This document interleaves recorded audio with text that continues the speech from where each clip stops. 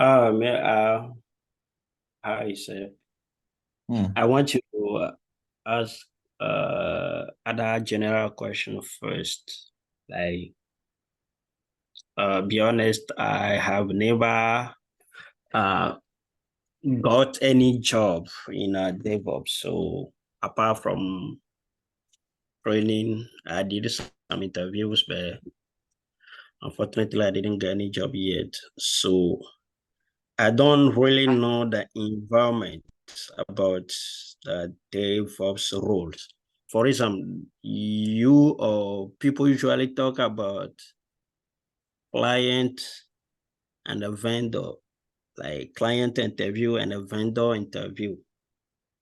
So I don't really know what they mean.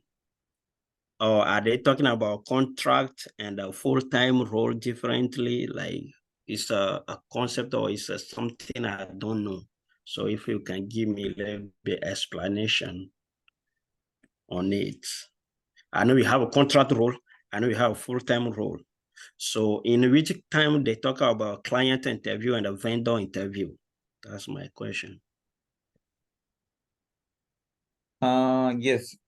Coming to client interview and vendor interview, Guru School will support because one of the pillar is supporting interview, and even we support project. Okay, if you onboard or if you allocated in some projects, even in contract or regular, Guru School will support. Then, then the next question is choosing contract or future, I mean regular, right? Yeah, what is a contract role and what's a regular role? That's what I want to know. What you will be asked to be doing. Contract job means, for example, uh, we hired, okay, hired by someone in contract basics. For example, the period is 1 year or 6 months, like that. I mean, they will give the offer letter for this period. Got it? Yes. And yeah, and if we can perform well, they will hire. In some of the cases, they will hire us a regular employee. For regular employee, there is no limitation. I mean, there is no time limitation or anything. Okay. So as if you got a regular job or regular labor's role, I know for the first 2 to 3 weeks, they will try to give you the clue. I mean, teach you or train you before you start. Is it the same thing they do when you get a contract job? I mean, if we are joined as a contract employee, they will, the question is they will give KT, right? I mean, knowledge transfer. Okay. Yeah. In both cases, they will transfer the knowledge. I mean, they will know us what is the current environment there, what are the tools they are used, and what are the file system, storage system, all the entire infrastructure they will teach us. Okay, like there is a Excel sheet or anything like that for keeping all the inventory files. I mean, server list, locations, region, all things we can find it.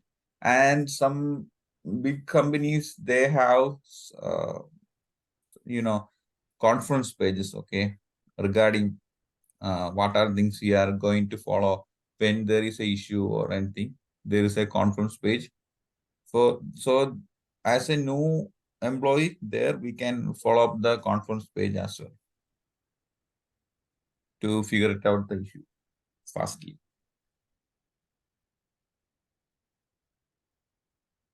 Okay. So who do they call a vendor? Who is the client? Who is the vendor? Yes, client means you know, for example, we there is a company, okay, they will hire us. Okay. Mhm. And they Mhm. will, yeah, for that particular company, they have different clients. Okay. For example, there's a company name A. Okay. So the A will hire us. So the company A have different clients, lot of clients like BMW, Mercedes, and Apple. These are the clients of that A company. So they will hire us and they will, I mean, we we are one who to work for their clients. Coming to MNC, this is the way we are, I mean, following. For my case, my company is UST Global, but I'm working with different clients. Okay. It's okay now. Thank you.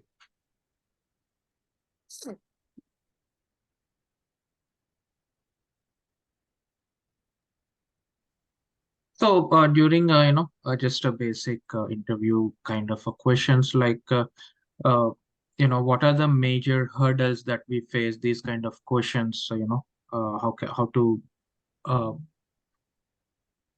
are there any specific that you can point out where we can see, or like as part of interview questions generally they ask like what are the hurdles you face while doing a CI/CD pipeline, creating a CI/CD pipeline kind of questions, like how can we answer those kind of. Sometimes they will ask some scenario-based questions, so that will be sometimes tricky questions. Okay, so we need to sort it out at the time of the interview because they will ask some scenario based on their own infrastructure. So we didn't know sometimes or some issues related to their own perspective. But it's common. We need to think and answer that type of question. So it will be sometimes a hurdle for, I mean, attend the interview. And commonly they will ask common questions like from uh, they will start from the network side, then the storage, then coming to DevOps, the workflow, and the top topics will coming from. I mean, the questions coming from Docker, Kubernetes, then automation, Terraform, Ansible. So these are the areas they will ask most probably. Okay, so uh, uh, remembering or keeping a lot of commands in the mind, it's difficult. Yes. uh, so can we use any cheat sheets for that, or You mean Linux command or Docker command or Kubernetes? Docker commands or Cube commands, like Yeah, there are many. Docker commands is there is not much. There is not much Docker commands there. You already go through each of the Docker commands, right? I mean, Right, right. yeah. Coming to Linux, there is a lot of commands, but coming to Kubernetes and Docker, I think 70% of commands we use day by day. I mean, when we are creating even the labs, we go through each command line, right? And they didn't ask about any command or anything like that. Sometimes they Okay. will ask, yeah. For example, they will ask what are the commands to see the images, Docker images like that, and what how you see the running images in Docker. Okay. Yeah. So do they ask any, to write any basic YAML files or a goofy script in the uh, Jenkins kind of, or do they ask to write it on fly at that time, or do they generally ask that? That's based on their for example, if I attended 10 interview, even the Mm-hmm. seven of them they didn't ask to write anything, but for the I mean some 30% they will ask to write some sample. For example, please write a Terraform script for a provider, adding provider or deploy a virtual machine like that. Ask some basics only, because coming to interview there is I mean they will take so many interviews, right? So in a small time they will ask to write small things, most probably.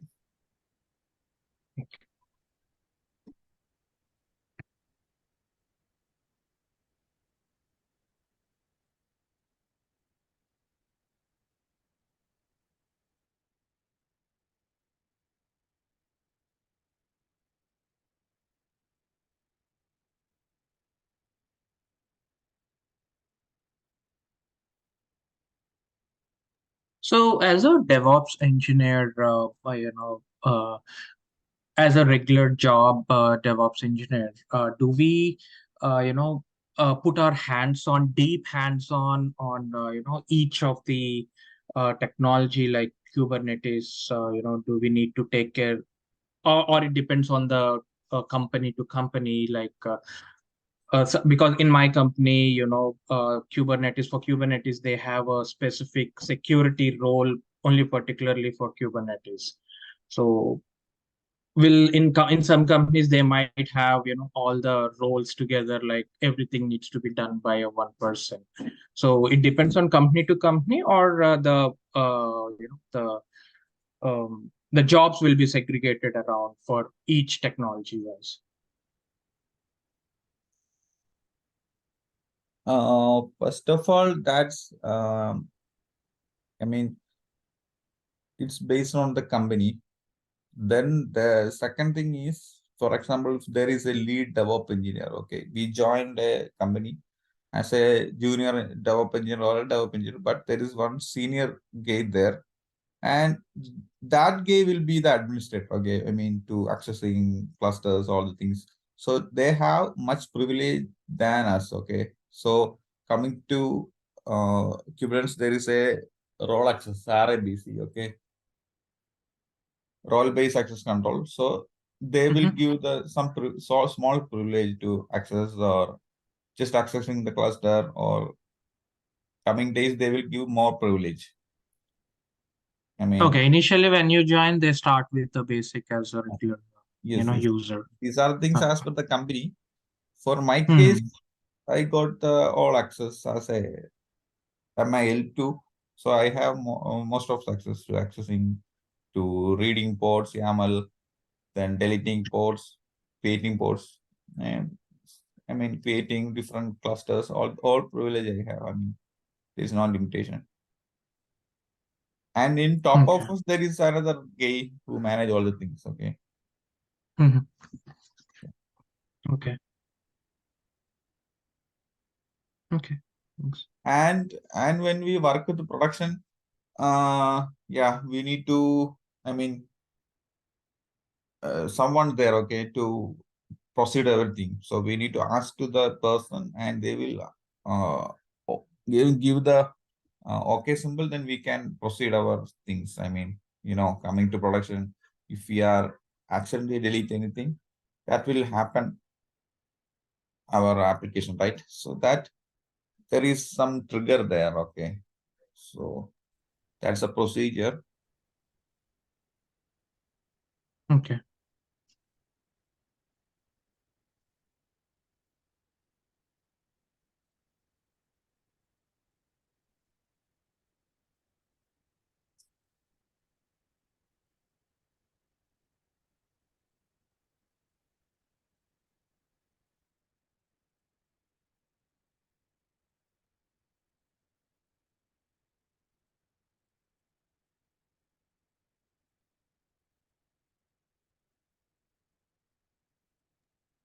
Okay, so what is the future of DevOps?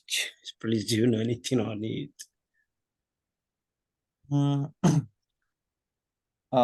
Currently, DevOps engineers market is, going to, it's a hot job coming to cloud. Before DevOps engineer, there is a role is, cloud native engineer or cloud engineer like that. So coming to DevOps engineer, DevOps, it's a hot job nowadays coming to the cloud marketplace. Okay. So, what is the difference between cloud engineer and DevOps engineer? I don't know the difference much. Sorry. I don't know a real difference for Actually, cloud engineer is a subset of DevOps engineer. Okay. And the DevOps engineer is a superset of a cloud engineer. So the DevOps engineer knows everything from every area. Okay. Like networking and development part, operation, Kubernetes, Docker, virtual machine, servers. We are the one have knowledge on each area when comparing with the cloud engine. Okay. So the future is it's a high demand job across the globe. You can just go to LinkedIn and search any companies. Okay. So you will get more idea. Any company and go to the jobs of that company's page. So you will see at least the first job will be a DevOps engineer, or if there is a job related to DevOps engineer, most probably the first job they will post it is DevOps, most probably. So that's a scope of the job. And someone asks nowadays, is AI replace DevOps engineers or anything? There is no, chance for DevOps also. Okay, like this is not a job, right? This is a life cycle, a culture which. that we follow actually. So, Please, are you showing something on the screen? sorry? Are you using any screen to show us? Because I cannot see anything. No, I didn't share anything. Okay. Yeah. So you were saying something can replace DevOps in the future or like any other role?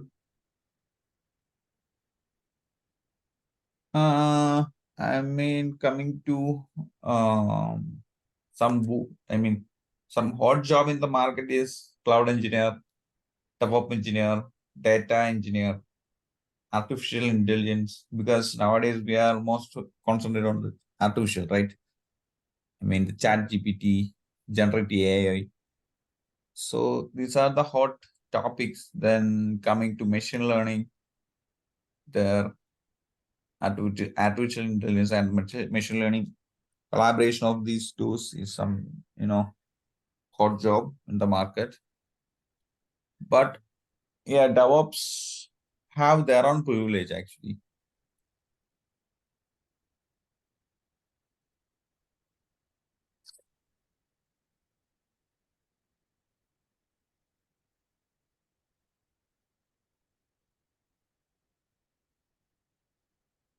So the average DevOps engineer salary in USA is 1,30,000 per year, or 62.5 per hours entry level position that start at 1,11K per year, while most experienced workers 165 per year.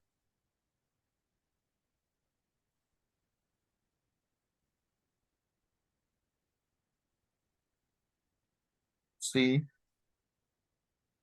Okay. is DevOps engineering demand in USA this year? There is a big demand for DevOps engineers. More than 33% of the cloud market is taken by AWS.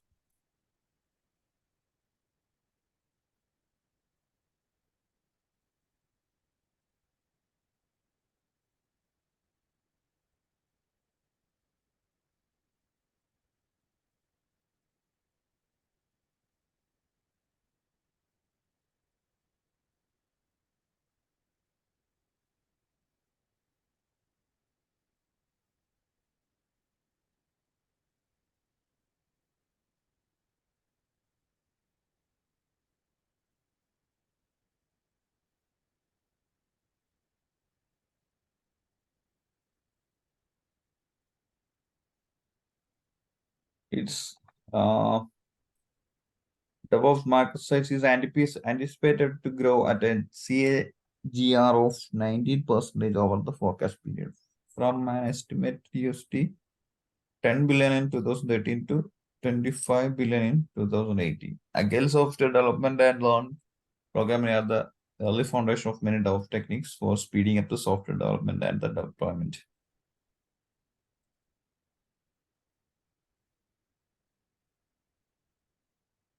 See, you can see the market growing by year 2011, sorry, 2021, 2030 will be this. 2033 is 10 billion.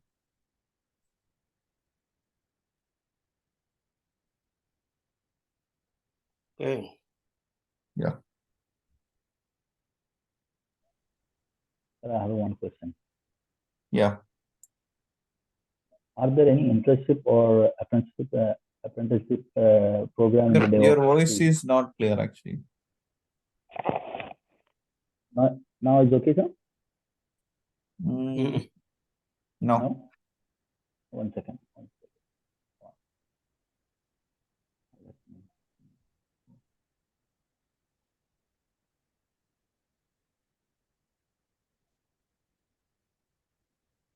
Now, can you hear me? Yes. Now it's much better. That's okay, right? Okay. One second. I'll come up with-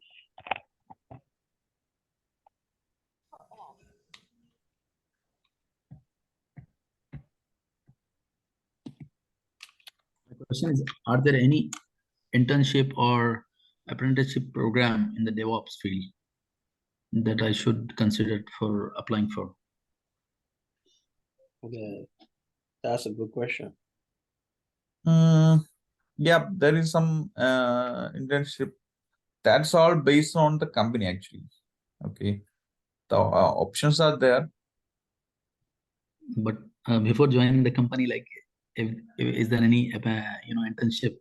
So it would be it would be Yeah. good for us to Yes, have some we experience. as a interning, we can learn their infrastructure, right? Right. Yeah, there. I mean, what are the tools they are following? What are the VCS they are following? What application they are deploying? So we can learn a lot of things as a interning. Do you know, sir, if in the market, is there any internship or something? I mean, there I don't read much about that thing. For in, I mean, coming to India, I assume there is a lot of internship. Even in my company, there is some internship programs. I mean, in our account, we started some internship for the college students. Okay, I mean, they are studying for fourth year or third year in engineering. So there is an internship program for, we conduct some internship program for them, and they can came our company and learn what are the things we are doing there and a lot of things. It's a 1 month program. So may I know the name of your company, please? Which company? The company in India which you're talking about. In my company, UST Global. Sorry, what's the name? UST. UST Global. Yeah. Yeah, the headquarters in because- USA, I mean. Oh, okay. Yeah. I have one more question. So suppose if you start looking for a job, say from 1st of November, how soon Sorry, you I think am you not can, clear, not clearing your voice. Am I audible now? Yes. Okay, so suppose if we start looking for a DevOps, say starting from 1st of November, how sooner you think we can land up with a job? Any idea? The question is breaking actually. Once again. If we start looking for a job in November, how sooner you think we can get a job?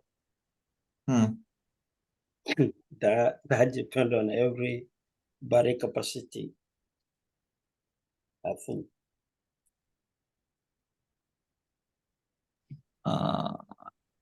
Even I didn't get the question. Question asked by Coffee. Who is asking those? So I Yeah. have a question that he put in the chat. Can you type in the chat?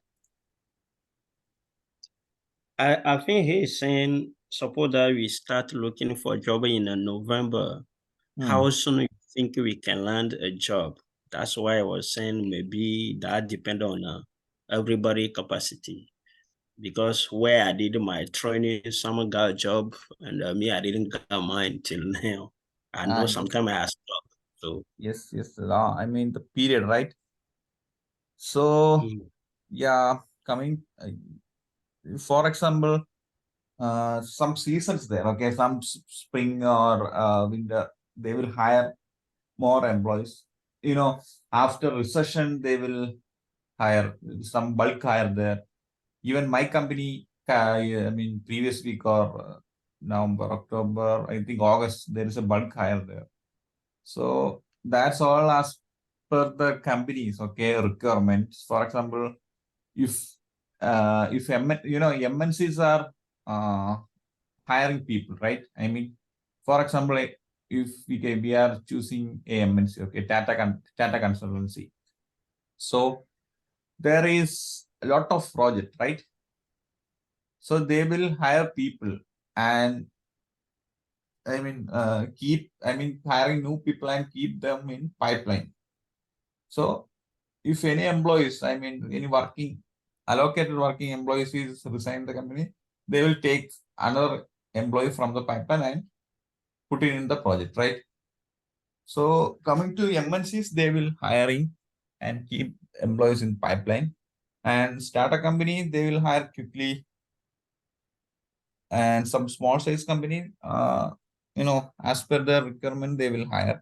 And for the period, coming to specific period, that's all up to their requirement actually. I didn't see any bulk hiring or anything happen in a specific period. And some year end, coming to year end, there will be some hiring happening. Comparing to the other period, they will hire because some new projects are there like that, they will hire more employees. Sir, how important is certification in DevOps, sir? And is there any specific certification would you recommend for, like, I don't have any, professional experience in DevOps. So I'm totally new to the DevOps. So would you recommend any specific certification which attract to the employers? When you joined the course? When I joined? Yeah. In August itself. August, not now. From August. Okay.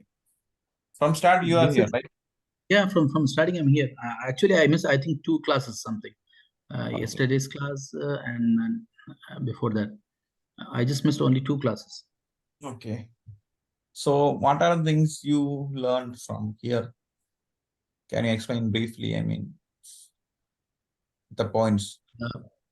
The points, like, whatever you teach, I did, but I have to do a lot more practice, like on Docker's, Kubernetes, and CI/CD pipelines and everything. I don't have much command on that one, so I have to do a lot of practice. So I'm planning to apply from from at least from November mid, if I start applying.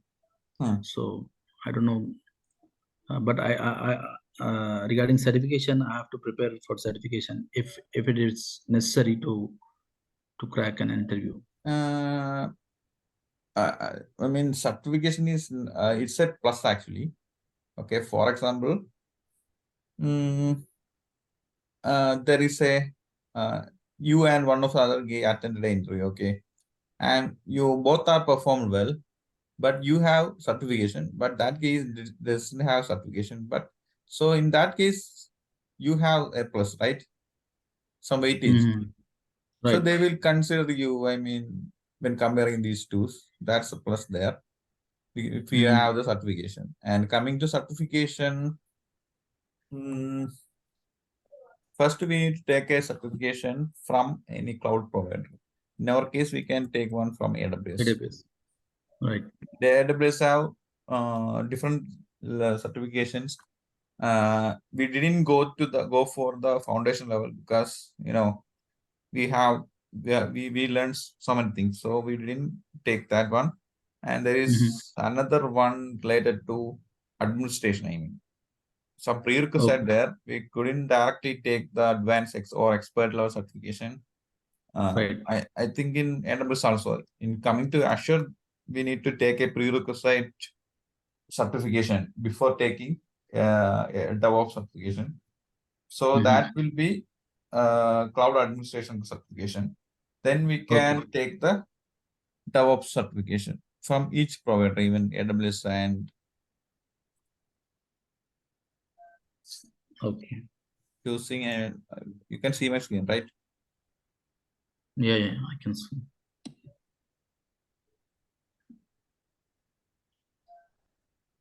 Okay, this will be cloud administration. And there's some name, okay. I mean, I forgot the name. But the intention is we know the cloud concept and the services, all the things like VPC, virtual machine storage. Okay.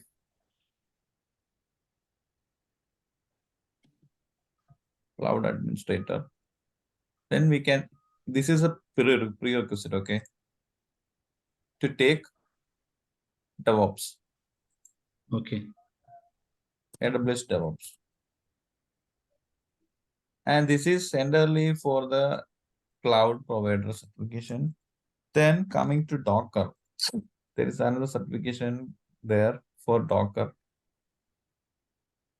Docker certified Docker certification.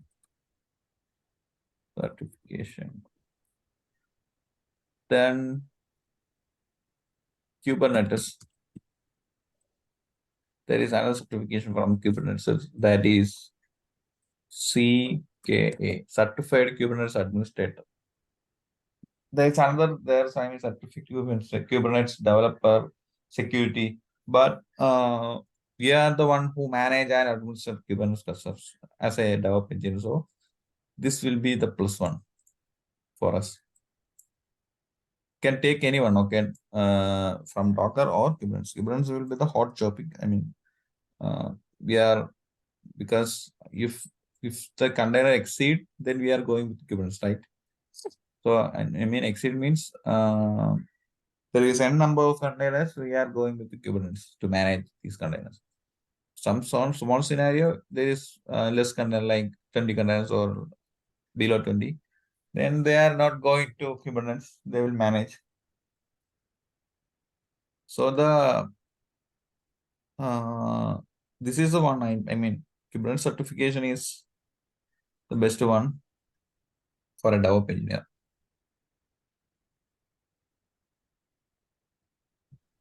Okay, sir. Thank you. Yeah.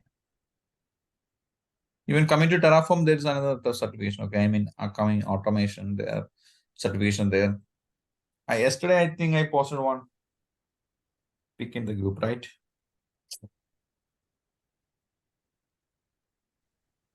Yes, popular DAO certification. This one.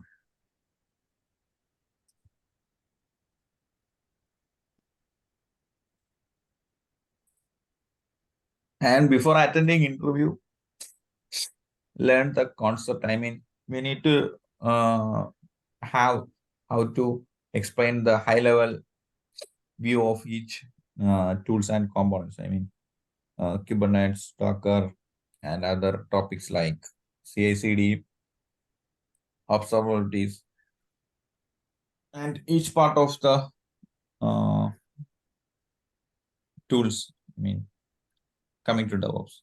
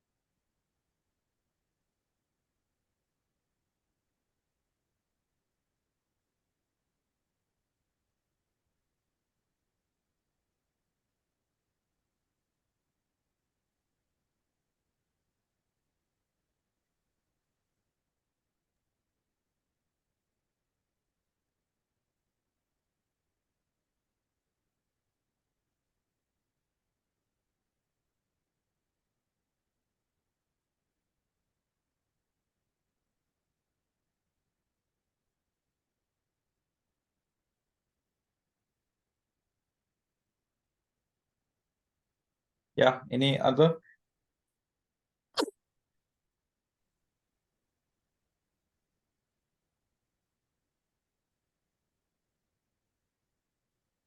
Sir, maybe this question has been asked, but just on the basis of everything that we studied at the entry level, what is the difference between us being fully having taken, let's say somebody going to college for this versus us taking this course? What is the difference in capacity? I mean, as a newbie, yeah, I can hear you. As a newbie and a professional one, right? That's the question. The question would be someone who took a complete college for, let's say, you know, a 3-year, 4-year college course versus us taking the 3-month course. Just on that basis alone, that difference alone, where do we stand compared to someone who went through the full college course?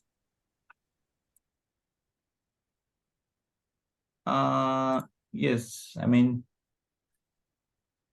the coming to the 3-month course, okay, I mean, our course, we learn so many area, right? I mean, each area we take and learn the core concept and take a lab, right? When comparing to, yeah. Hello? Yes, continue, please. And comparing to 4-year course, right? Yes. 4-year course in the sense of what? I didn't get that. So what I'm trying to gauge here is that now we're at the point where we're going to start looking for jobs. Someone already mentioned that they do not have a very good command of, let's say, Docker, the CI and CD parts of this, right? So even for me, I will have to go over and do the labs again, do a refresher again. And then after I feel confident, I will start applying for jobs. But how would we fare, or what is the difference in our capacity having taken the 3-month course versus someone who went for, let's say, college for this?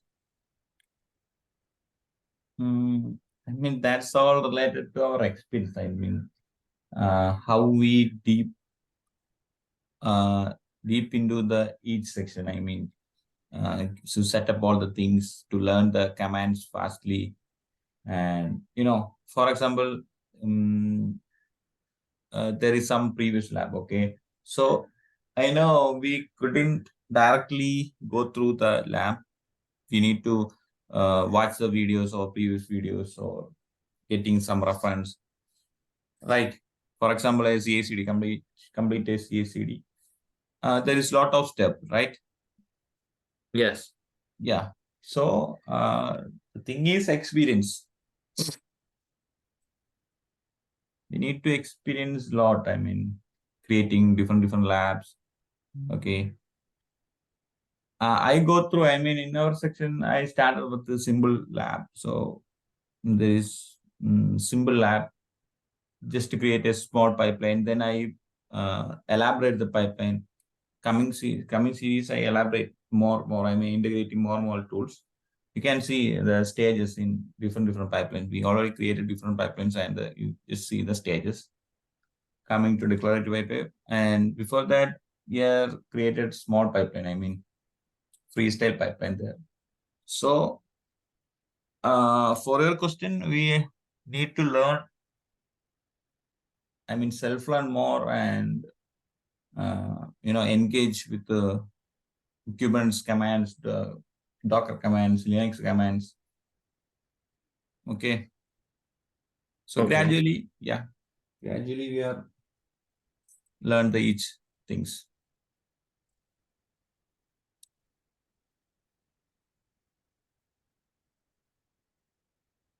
The question is how to include the labs in the resume that we have done in the class.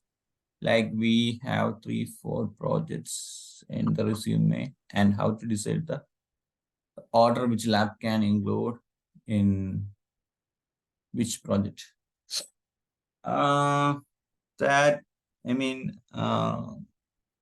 basically, I don't know what are the jobs you are doing and how many years of experience you have in the specific area that you are belongs. So based on that, I can explain. I mean, for example, yeah, the person who asked the question have IT experience. Okay, so we can add DevOps perspective, roles and responsibility in the existing roles. So we can show the interviewer that we have much knowledge in this area and put some labs. I mean, some projects there. We are working with the different architecture and creating different CI/CD pipelines, DevOps, DevSecOps pipelines, and we can showcase them these things, or else we can, at the time of the self-introduction, we can explain what are the projects we are working, and these are the workflow of our projects. Then we are integrating these things in the pipeline workflow, and there is two ways we can showcase them our projects. Okay, one in the resume or in the self-introduction we can.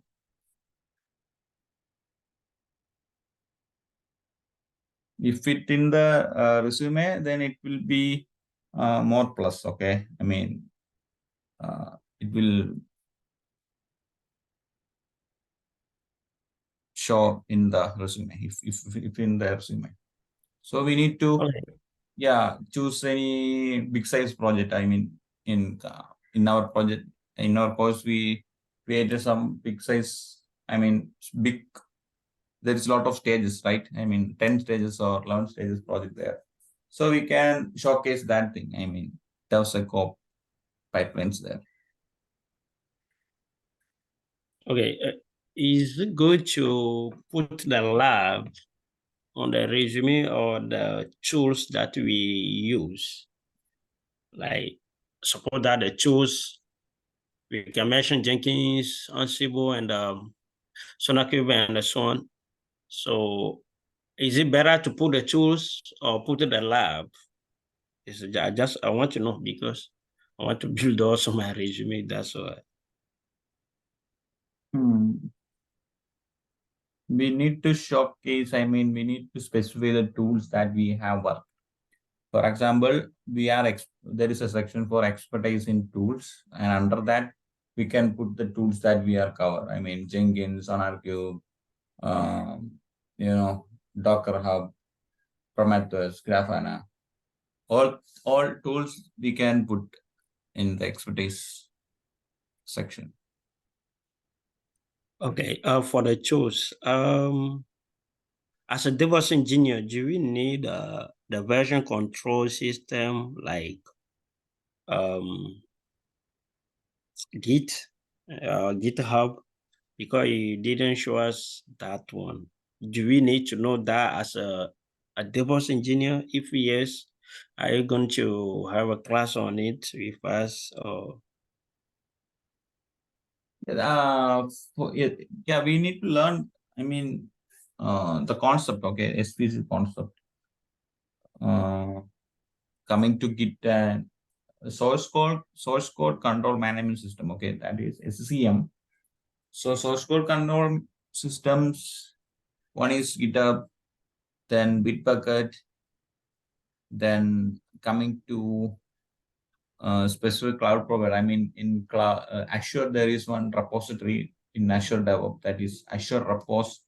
So that's a place we are keeping, I mean, storing our code, right? So, yeah. As a DevOps engineer, that's all under our area. But coming to interview, I didn't face any question from this. Coming to the source code management system. Some scenario, they will ask questions based on the SVC. I mean, coming to Git, all the thing. That is the questions related to what is Git commit and what is Git merge, like that. That are the question we are facing. If the question is coming from that, part. And they will ask what is the source code management system you are using in your existing project or anything like that. So we need to explain our project is based on the Bitbucket or GitLab or GitHub, anything. Sure. Can I ask a question? Yes. Yes. Job support. Do you have any job support arrangement in case we get a job? Yes, that's under the Guru School pillars, right? Job support. Sorry? Yeah. Yeah, there's job support there. Don't bother about that thing. We offer job support. For example, you joined, you joined an organization, but you are confused about the infrastructure. You didn't know what are things to do there. So in that case, there is a support there from our Guru School. So we call you for support, or we have to call the support team? They will give us a number for support team, or you? No. I think you can. I didn't know much knowledge on this, but I mean, how to contact, or you just contact me. I will clarify. Okay.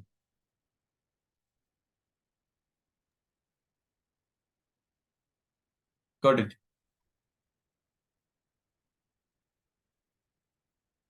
Or else you can put it in the group, okay? Okay. Or ping me. Okay. I will always do that. Yeah. No issue. Anyone can ping me and regarding help, resume preparation or interview preparation, no problem. Or even in our labs, okay, if you are facing issues or Can the job support be possible when you got on site role? Sorry. Can the job support be possible when we get a job on site? Oh, you mean on-site, right? Yes. For on-site, I think I can manage through. Yeah, that's one of the question. How we support through if the person is in on-site, right? If the person remote, then we can assist them. So there is no privacy or any other concern there. But in on-site, I need to check how to support if a person in the on-site. Okay. For example, you join a company and the job is on-site. Okay. You go to the office and get back. Okay. So when you're in the office, there is some task. So if the task is cleared by the same day, it will need to clarify that thing. So otherwise, we have sometimes like 1 day or 2 days. Most probably, DevOps roles, for example, if they assign a ticket to us, okay. So based on ticket, we need to work. So we can pending the ticket for 1 day or 2 days. So we have a lot of time in between. So at that time we can sort it out. I mean, as a support person, I can support.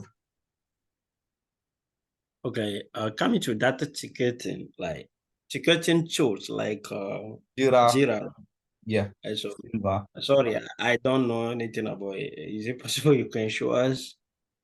Yes. Like coming or to you have a session on it for us? No. I mean, for example, if you are work in a mid-sized company or a MNC, the workflow of job, okay. I mean, The work is getting the super line and source. How do we get this? Or yeah, you can contact me. Okay, no problem. For the support interview, all the things. I will contact to the concerned person and we can do the things. Yeah, coming to ticket management system. Okay. Ticket. The name is service management. I think. Yeah, service management. Service management like that.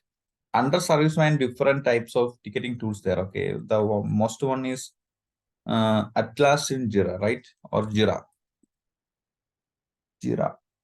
The company name is Atlassian, I think. Yeah, we are going with the. I mean, my company. We are working with Jira tickets. Okay, Atlassian Jira. So what is Jira means? It's a ticketing tool. Okay, so these are the DevOps engineers. Okay, I mean there is 3 DevOps engineers. And this is a company. Okay, this is a company and there's 3 DevOps engineer. And in for this company we have several clients there. Okay, client 1, client 2, client 3, like that, or some customers. Okay, customers means someone work with the development team, integration team, so other customers there. Okay, these customers are in same company but different, they are doing different jobs. Okay, so even the customer or the person, other team person, not in the DevOps team, other team persons face any issues or anything, they will create for that cases we have a ticketing tool. Okay, if we are facing any issue, there's a how we can I mean to ask to the corresponding team through create a ticket. So there is a portal for them. I mean, using same credential, we can access the portal, and there is there is a place where create a, and there is 2 types of ticketing. I mean, 2 type. One is for issue related, and one is for request. Request means this person needs to access some files or some database or some virtual machine. So he will create a request ticket based on their requirement, or else the person face some login issue. For example, there is an application, so that's where users can't access, or some specific user didn't access the portal through the login. So based on different scenario, they will create a ticket. Okay, so there is a ticket. Ticket means yeah, the ticket have a name. Okay, who create the name, who create the ticket, they will provide a name. So the name will be, I am facing some issues, or some database have some issue, or need access to read the database, or some, that's based on the requirement. So they will create a ticket, and the ticket has a unique ID number. Okay, so I mean like a alphanumeric number that will created by itself, I mean the Jira, and that ticket will coming to the concerned person, that will automate. Okay, for example, the person created a ticket based on the DevOps, then the ticket will move to the, there is a pool there. Okay, for DevOps engineer we have a pool, for integration there is another pool. So this ticket comes to the DevOps pool as open. So we are the DevOps engineer, we need to monitor the pool, so we can see there's an open ticket there, and we are the one who need to complete the task. I mean, what are the issues or what are things inside the ticket. So as a DevOps engineer, we go to there, and the open ticket, there's an open ticket, we take the ticket and assign to the who are taking this ticket. Okay, I mean, if I am taking the ticket, I am assigning the ticket to me. Then I can change the change the mode. I mean, there is so many modes. Okay, like when creating the mode is open state, then I can change the mode as in progress, That means I'm working on the ticket. Okay. I can put some comment inside the ticket, like I'm working on that, or what are the findings I get, all the things I'm mentioned in the ticket. Okay. For example, this ticket is based on a virtual machine is not accessing. I mean, we can't access the machine. So each finding I am pointed in the ticket. And after completion, I mean, if the issue is resolved, I can resolve the ticket and inform to the customer. Through the same ticket, I can mention the customer, or else I will send a mail to the customer. This is a workflow. Okay.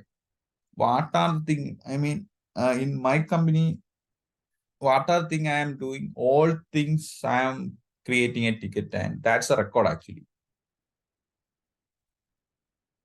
Got it? All things we are creating a ticket, and we will provide all the things inside the ticket and close the ticket. So the next day we can say that this is the ticket I'm following with that's the findings, that how much time we are I mean exploring the issue for the specific ticket. All the things we can record in the ticket. Okay. For example, for the specific issue, I am worked around 1 hour for completing that task. So for the same ticket, I can there is a time log, I mean work log there. So in the log, I can mention my time also.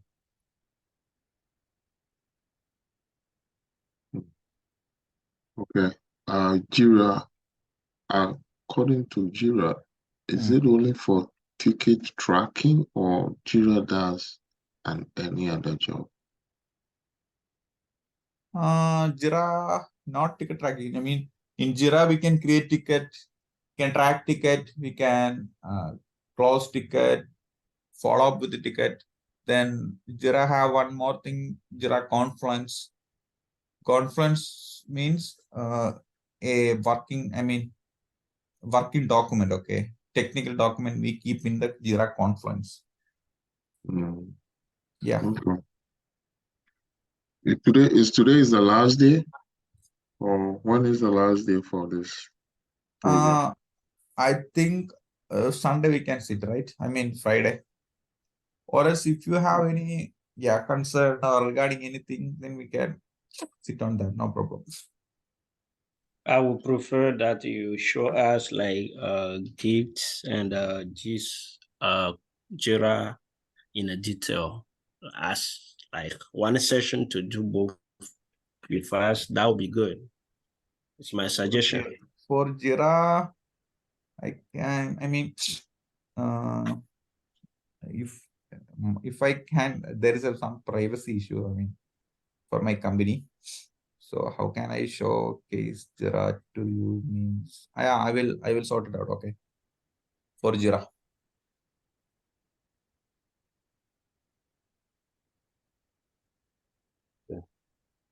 Yeah.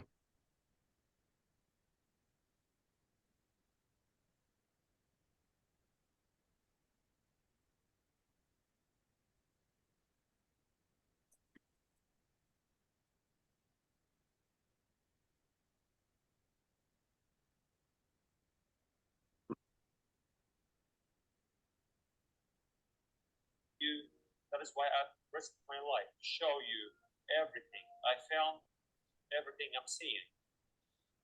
Every moment I capture is for you, the world to take action.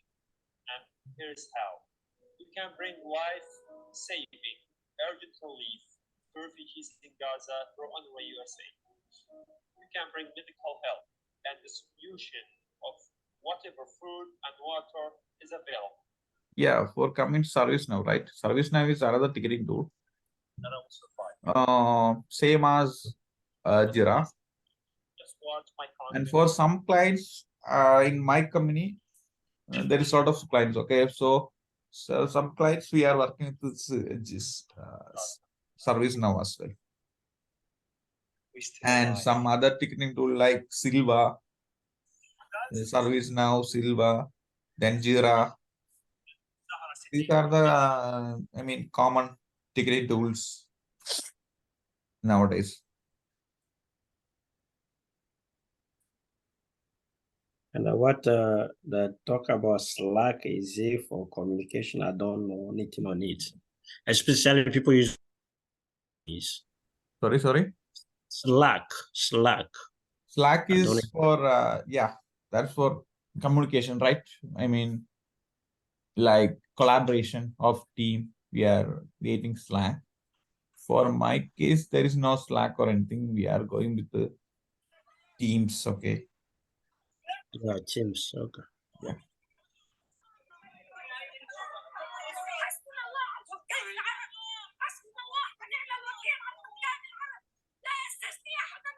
Noise from somebody.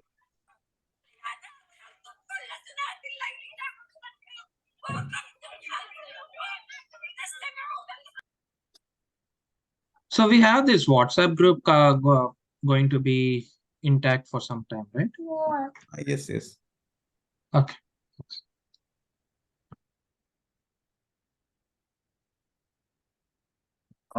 Yesterday, the Netflix that you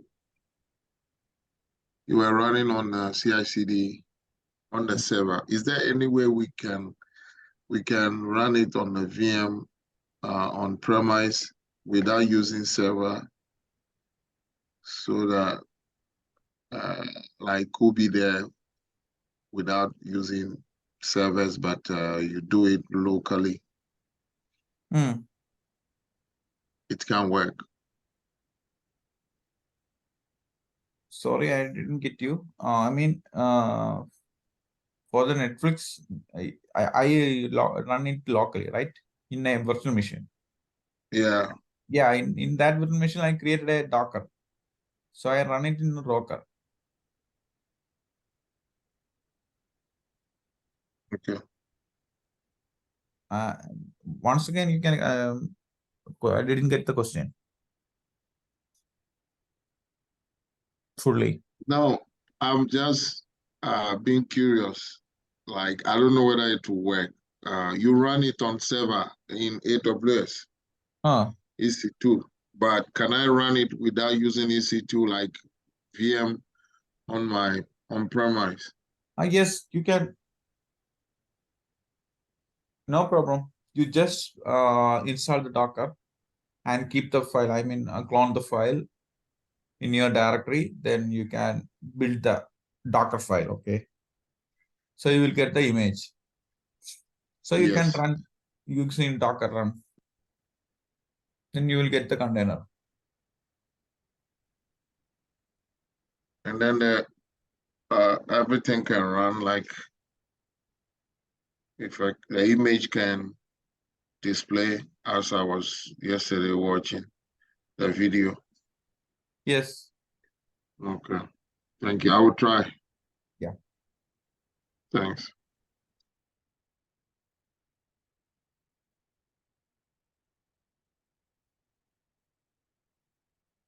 That's why we are using Docker, right? You can ship the application from one environment to another environment. If the environment is in cloud or on-premise, no issue. The prerequisite is to ensure that Docker is running. All right. But me, when I get job and I need a job support, I will pin you. I just want to inform you. Sure. Thank you, sir. Yeah. Thank you.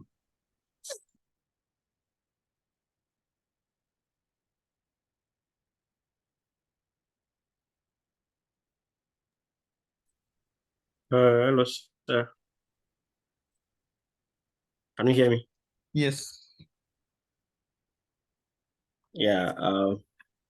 First of all, I was a little bit late in the projects because I passed through some things. That's personal.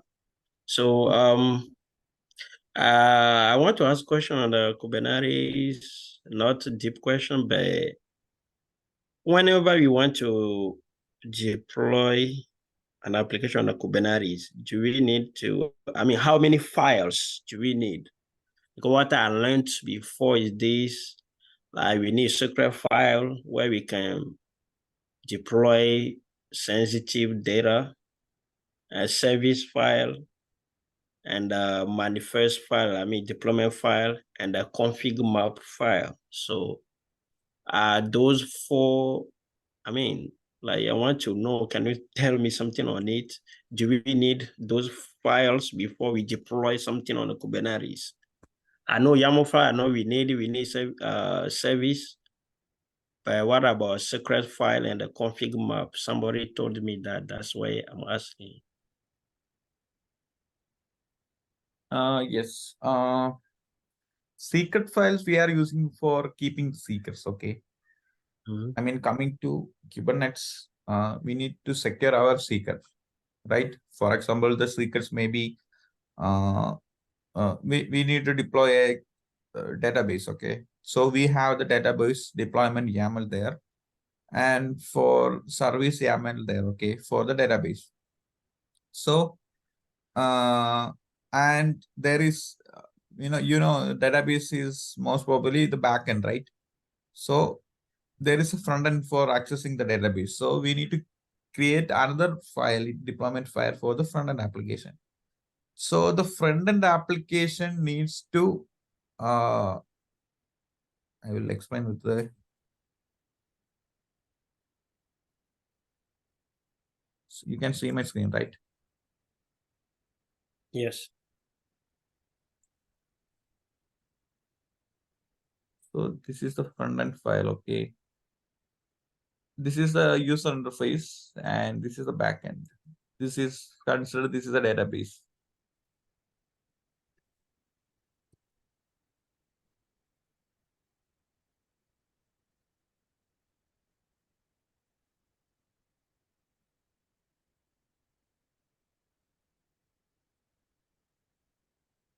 For the front end have what? Deployment YAML and service YAML. Same for the backend. Deployment, service.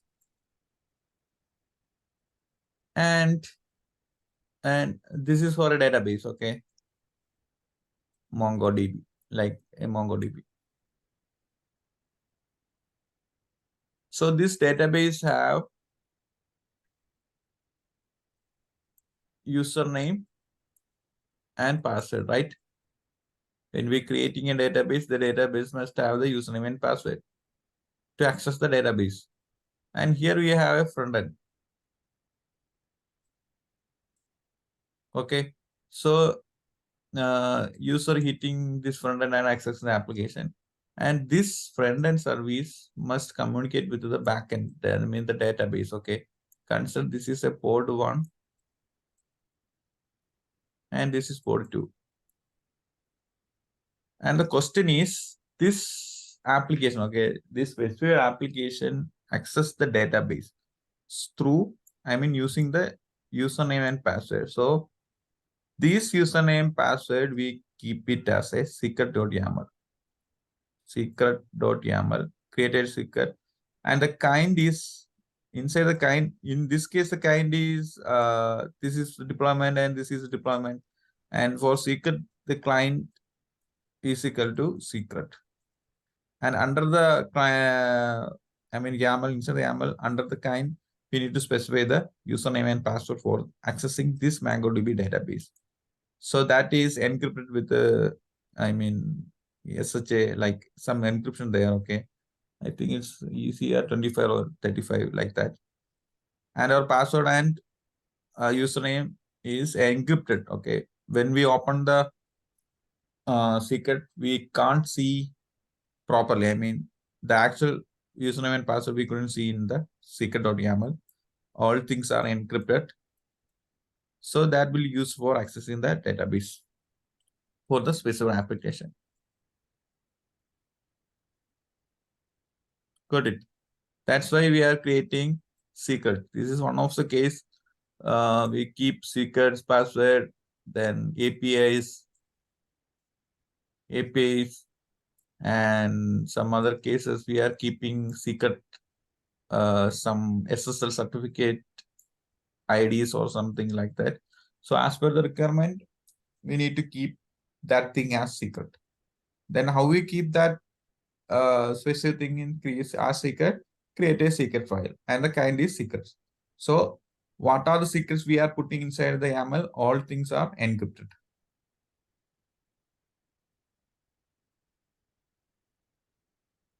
Got it? Yep.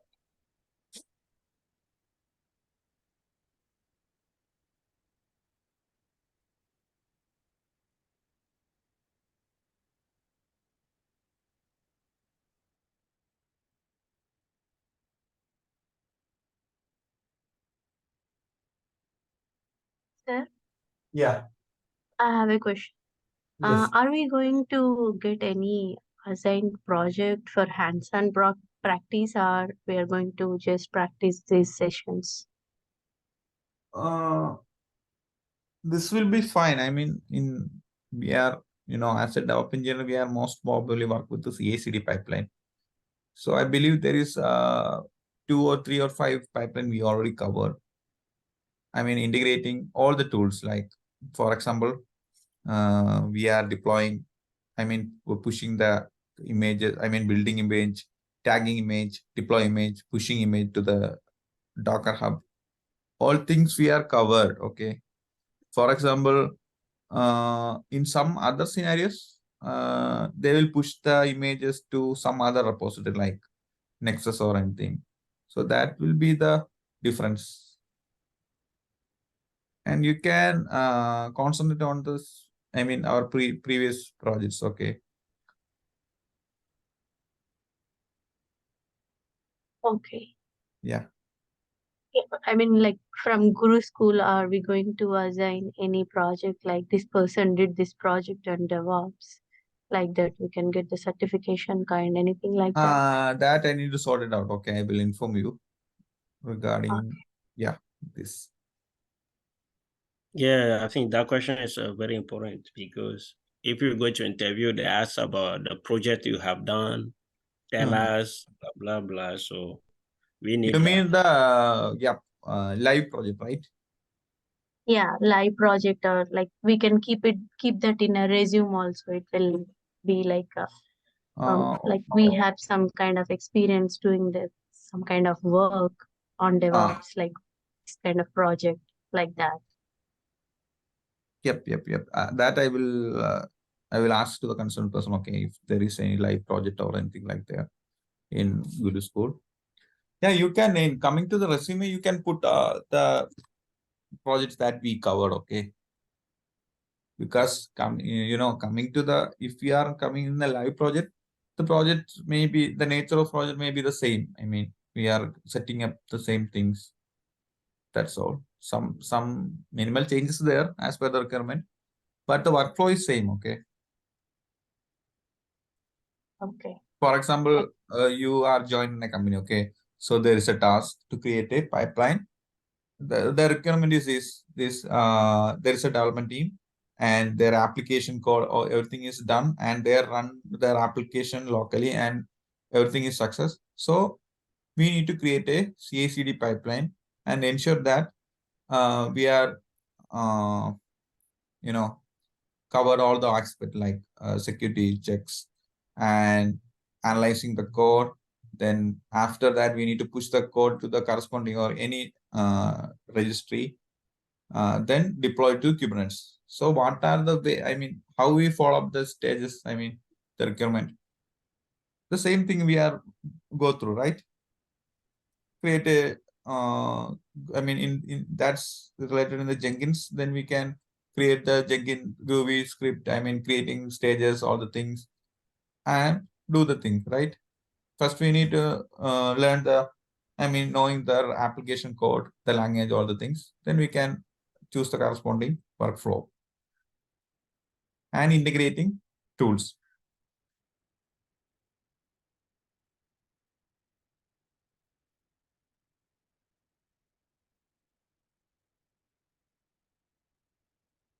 Got it. Yeah, thank you.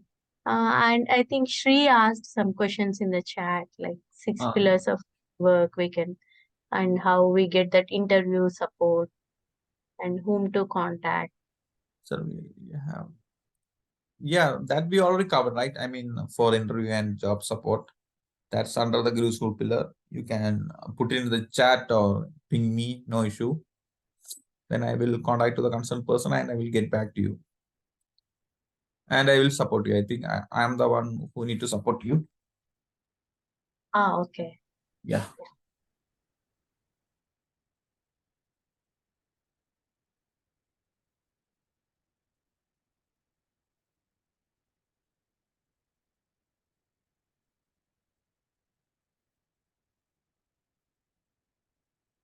Sri asked one more question. We have used AWS Cloud for all our tasks. In case if a company has multi-cloud application, how to perform those tasks? Coming to multi-cloud, first of all, each cloud provider have similar services. I mean, for example, the virtual machine. Okay, so AWS have virtual machine, Azure have virtual machine, GCP have virtual machine, but the name is changed, right? For example, if I go with the AWS, create a virtual machine, and finally I am choosing the image Ubuntu latest version. Okay, so I got the machine. Same way I am going to Azure. My requirement is creating a Ubuntu 2020 latest version.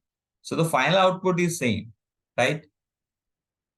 But the way of implementing it's similar changes there. I mean, choosing the thing interface, all the things are changes, but the final output is the same. We will get, for example, not even the virtual machine. Okay, coming to Kubernetes. I mean, coming to AWS, there is a Kubernetes service. AWS managed Kubernetes service name is EKS. So I configure EKS through AWS. There is a way, okay, how to, I mean, set up the Kubernetes in AWS. Then I'm choosing Azure. Okay, I need to create Azure's managed Kubernetes. That is called AKS, Azure Kubernetes Service. Okay, that is managed by Azure. So there is different step. Okay, to set up the AKS and EKS. But finally, what will we get? Kubernetes, right? We are performing kubectl command in EKS.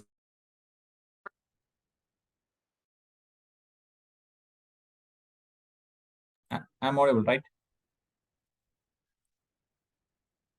I'm audible, right? Yes, sir. Yes, sir. Yes.